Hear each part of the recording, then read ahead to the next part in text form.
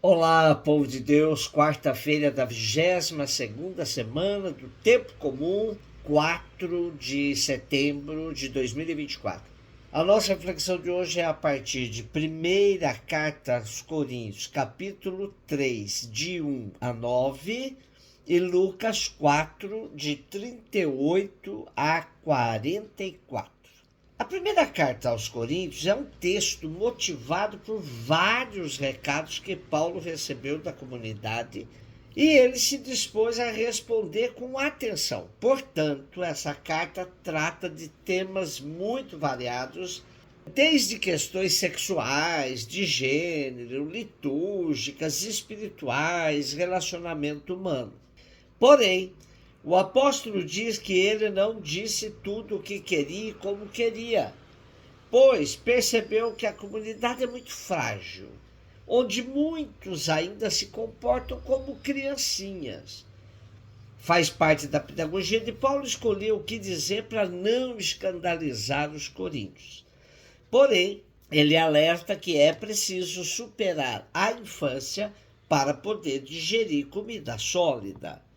No texto de hoje, ele contrapõe homens espirituais a homens carnais, ou seja, os que já estão evoluídos espiritualmente e os que ainda estão presos a critérios humanos.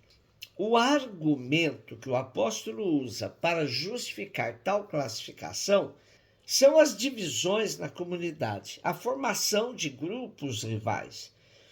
Apolo tinha sido um evangelizador de boa qualidade.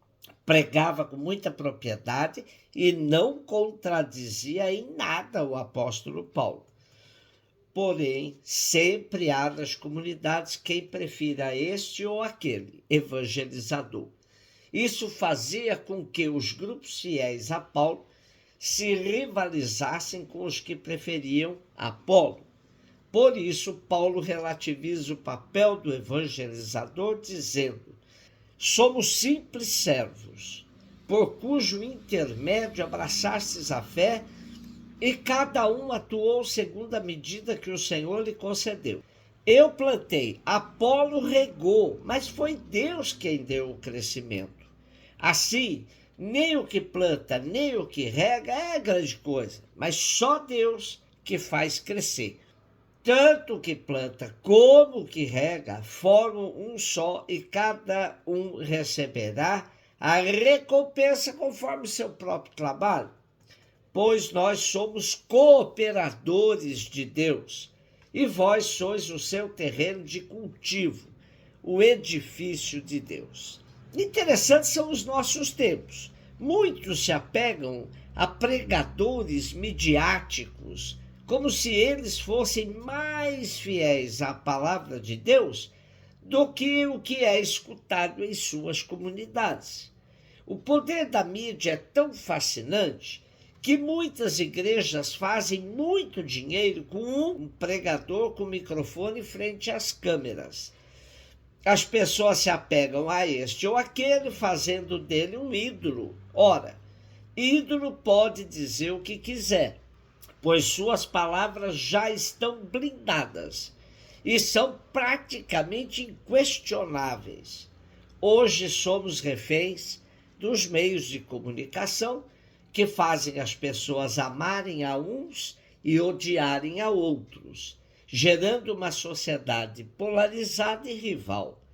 Foi exatamente a isso que Paulo combateu na comunidade de Corinto, que se dividia em torno aos seus ídolos. Paulo reagiu veementemente a esse comportamento. Lucas 4, 38 e 44. Jesus saiu da sinagoga e entrou na casa de Simão. A sogra de Simão estava sofrendo com febre alta e pediram a Jesus em favor dela. Inclinando-se sobre ela, Jesus ameaçou a febre e a febre a deixou. Imediatamente ela se levantou e começou a servi-los. Ao pôr do sol, todos os que tinham doentes atingidos por diversos males os levaram a Jesus.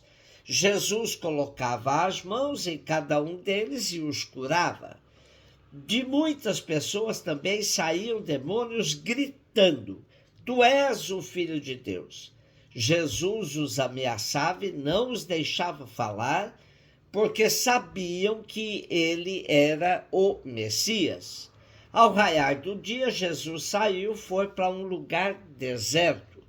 As multidões o procuravam e, indo até ele, tentavam impedi-lo que os deixasse.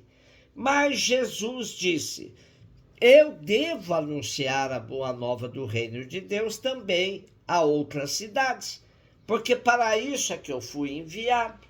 E pregava nas sinagogas da Judeia.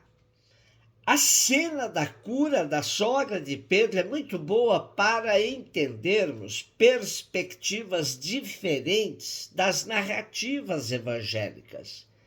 Em Mateus, Jesus apenas toca a mão da enferma e a febre a deixa. Em Marcos, Jesus ajuda-a a levantar-se da cama. E em Lucas, Jesus inclina-se sobre a enferma e ameaça a febre. E esta deixou a mulher. A febre era entendida como possessão demoníaca, e quem estivesse com febre estaria possuída e em estado impuro. Tocar uma pessoa impura era proibido por lei. Em Mateus, Jesus se contamina com a enferma para curá-la.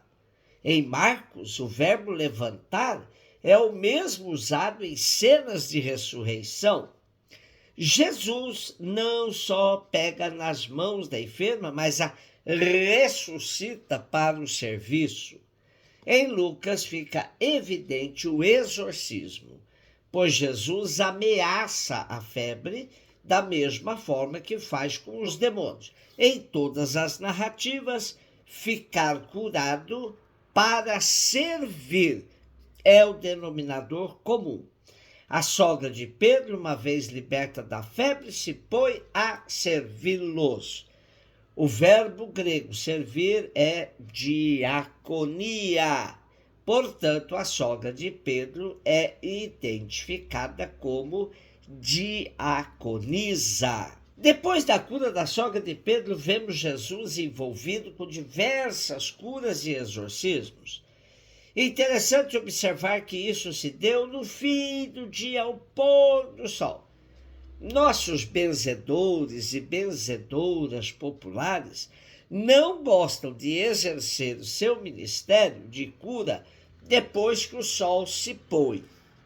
Na verdade, o nosso texto diz ao pôr do sol, passando-nos a impressão de que os enfermos procuraram Jesus antes do sol totalmente se pôr. E mais uma vez vemos que as curas de Jesus serviam como ocasião para a profissão de fé dos demônios, que declaravam: Tu és o Filho de Deus. Jesus ordenava que se calassem, pois eles sabiam que Jesus era o Messias. Os demônios sabiam que Jesus lhes era uma ameaça.